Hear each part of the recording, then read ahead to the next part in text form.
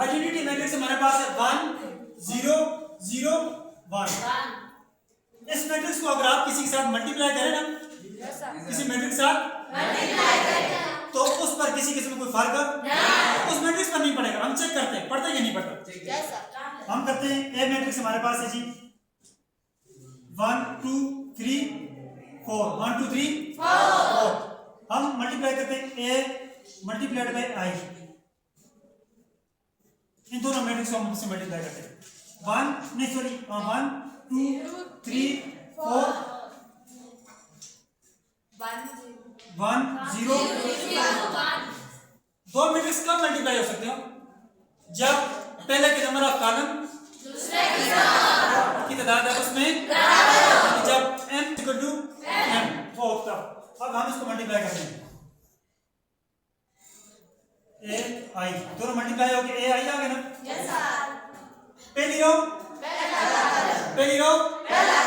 1 multiplied by 1 is 1 plus पहली रो पहली रो 2 multiplied by 2 0 0।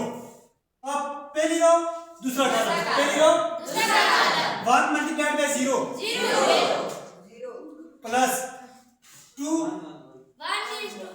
Multiplied by 2 1 is 2। अब दूसरी रो पहला कॉलम, दूसरी रो 3 multiplied bye 1 3 1 is 3 plus 4 multiplied bye 0 4 0 0। अब दूसरी रो दूसरा कॉलम, दूसरी रो 3 multiplied bye 0 3 0 0 plus 4 multiplied bye 1 4 1 is 4 1 2 3 4। तो जरा ध्यान दो ये इसका बराबर है या नहीं? इसका मतलब ये है कि ये जो मैट्रिक्स है ये मल्टीप्लिकेटिव आइडेंटिटी मैट्रिक्स है। कौन सा मैट्रिक्स है? अब आप इसको किसी भी मैट्रिक्स के साथ मल्टीप्लाई करें तो उस मैट्रिक्स पर किसी किस्म का कोई फर्क नहीं पड़ता किसी को कोई मैट्रिक्स का फर्क नहीं पड़ता। अब यहाँ पर हमारा टॉपिक था multiplicative inverse of a matrix. क्या था? हमने एक ऐसा मैट्रिक्स लाना है, हमने एक ऐसा यानी कि मेरे पास एक मैट्रिक्स है ए, इसके साथ मैं क्या मल्टीप्लाई करूं? इसके साथ मैं क्या तो मेरे पास जवाब आए आइडेंटिटी मैट्रिक्स। क्या जवाब आए? बात को समझ रहे हो? Yes sir. अब ये मैट्रिक्स मुझे ढूंढना है, ये मैट्रिक्स मुझे ढूंढना है। इसको हम कहते हैं इनवर्स। क्या कहते हैं? इनवर्स कहते हैं। क्या मालूम करने? ये क्या? ये इनवर्स है। ये क्या है? याद रखिए मैं इसका जो जवाब लाऊंगा ना इसको मल्टीप्लाई करूंगा तो मेरे पास आइडेंटिटी मैट्रिक्स आएगा। ठीक है? ये बराबर होता है ए इनवर्स बराबर होता है adjoint of A divided by determinant of A. Adjoint of A divided by determinant. तो सबसे पहले हमारे पास एडजॉइंट मालूम करते हैं इसका। तो एडजॉइंट ऑफ ए क्या हो जाएगा? एडजॉइंट में हम क्या करते हैं? पहले और आखिरी की जगह दूसरे और तीसरे का साइन, इनको जगह चेंज करें 3 और 3 रहेगा -2 और -4। अब हमने मालूम करना है डिटरमिनेंट ऑफ ए। डिटरमिनेंट मालूम करना है ना? तो डिटरमिनेंट करें हम इसको मालूम करते हैं 3 2 4 3। ये बराबर हो जाएगा 3 3 9 माइनस 4 2 किसके बराबर आ गया? 1 के बराबर आ गया।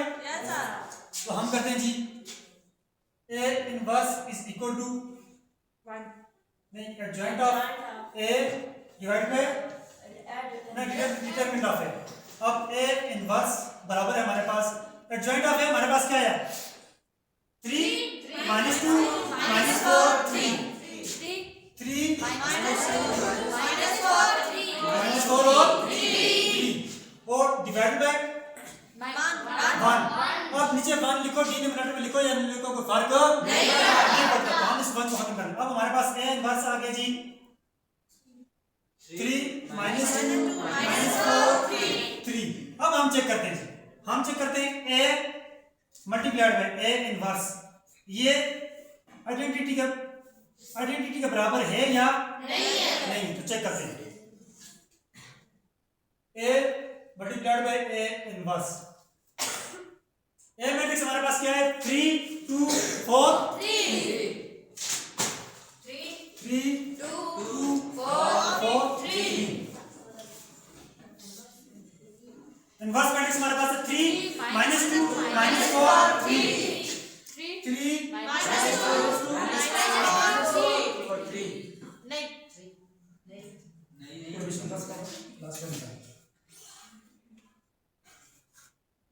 पहली रो पहला करा 3 multiplied by 3 3 3 are 9 plus 3 4 are 2 multiplied by 4 2 4 are plus into minus minus 8। अब पहली रो दूसरा टर्म, पहली row 3 multiplied by 2 3 2 are 6 plus into minus 6 plus 2 multiplied by 3 2 3 are 6।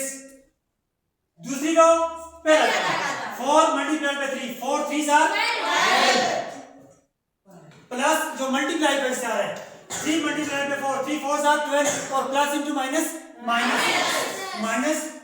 12। ठीक हो गया? अब दूसरी रो दूसरा term 4 multiplied by -2 4 2 are -8 plus 3 are 9